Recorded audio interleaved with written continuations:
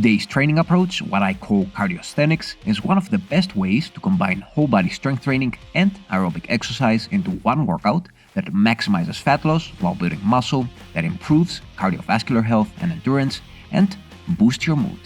Check it out.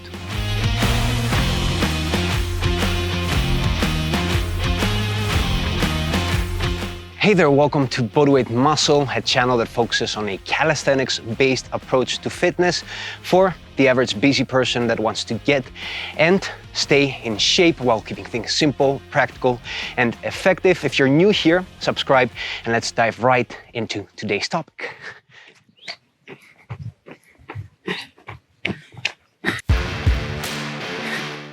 The reason I initially created this routine was because I never really managed to find a way to enjoy cardio enough to turn it into a habit. So, if you're not a big fan of cardio either, don't worry, since this is probably the best workout to seamlessly make aerobic exercise part of your training again. After 6 months of including cardiosthenics in my weekly programming, my cardiovascular endurance and health have improved tremendously. I've noticed a drop in my resting heart rate, I've gotten leaner, and it's become my favorite mood-boosting routine since it gives you a mixture of the mental benefits from both strength and endurance training. So on one hand, you have that endorphin and endocannabinoid response in your body, which are chemicals, neurotransmitters that are produced in greater amounts during more aerobic kinds of exercise. These are related to that state of euphoria you might experienced during a long run, also known as the runner's high.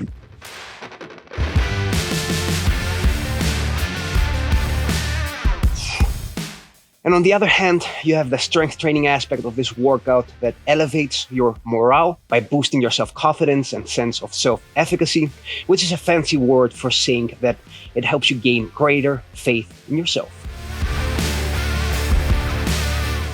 In a nutshell, this workout mixes a classic pull, push, lower body and core routine with 1 to 2 minute jogging intervals or any other form of cardio of your preference. The jogging interludes keep your heart rate elevated, but also act as an active recovery period. If you're looking for more static options instead of jogging, some great alternatives are jumping jacks, the static bike, shadowboxing if you have a background in martial arts, skater lunges, step-ups, and jumping rope, although this one requires being in top physical shape. Before getting started, I highly recommend my 11-minute calisthenics warm-up routine. I'll link this for you below.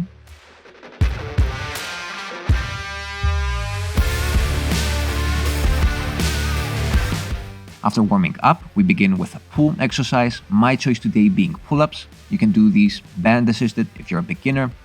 And some other favorite options here are rows, whole body, or basic, and weighted prone angels, which are a great option if you don't have a bar or suspension training system, since all you need for these is a set of water bottles. Once you're done with your pull exercise, you switch to jogging or your preferred form of cardio. After our jog, we move to a push exercise. Here, I'll be doing push-ups just to be practical since I don't want to set up any other equipment, but depending on your level and what is most practical for you, some other great choices are dips, pike push-ups, and handstand push-ups for more advanced trainees. Next, we repeat another jogging round, just as previously. After that, I like to add a plyometric exercise for the lower body.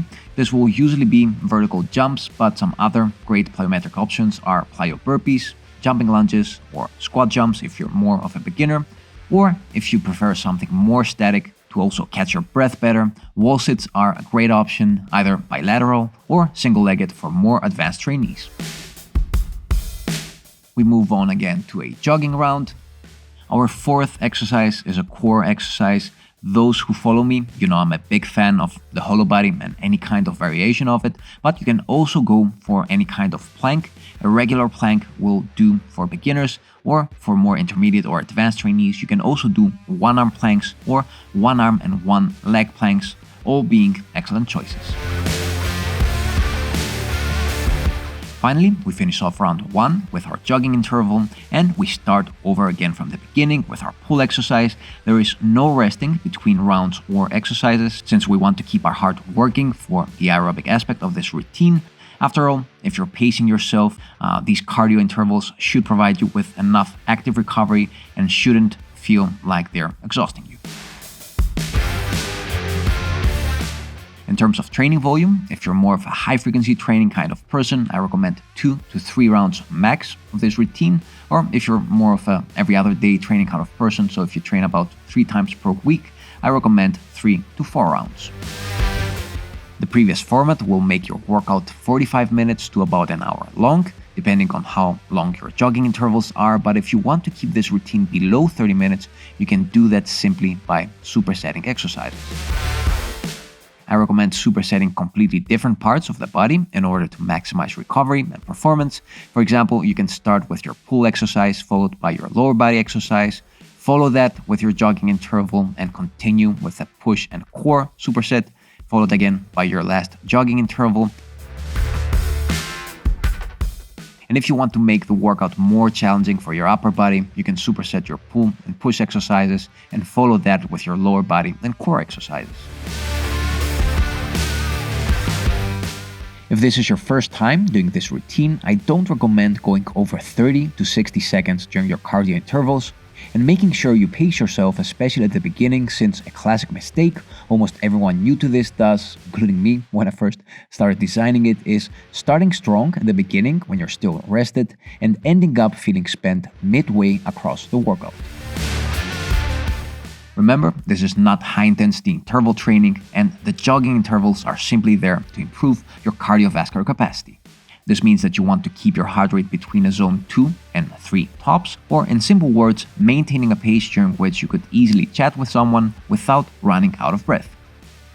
You can either jog around your strength training location or split your time in half, so run for example 1 minute away and 1 minute back to your starting point. If you train in an outdoor urban location that might be unsafe, I recommend 30-second laps around your main workout spot in order to keep an eye on your stuff. The first times you'll do this routine, it might feel exhausting since, once again, most people get carried away and jog faster than they should, since they underestimate how fatigue builds up by combining strength and aerobic exercise. Eventually, the goal is to be able to do this workout without any rest between exercises or rounds, but in the beginning, while adjusting to it, feel free to walk a bit when switching from jogging to your strength exercise if you find yourself out of breath. Eventually, you'll be able to figure out the right pace for you, you'll get in better shape, and you'll be able to practice this routine properly. Cardiosthenics is my favorite hybrid routine to stay strong and lean while also promoting cardiovascular health and boosting my mood. In less than an hour, you can get both a strength and a cardio workout. I don't think it gets any more efficient than that. Each time I complete this routine, I feel optimistic, I feel mentally relaxed, and at the same time, physically rejuvenated.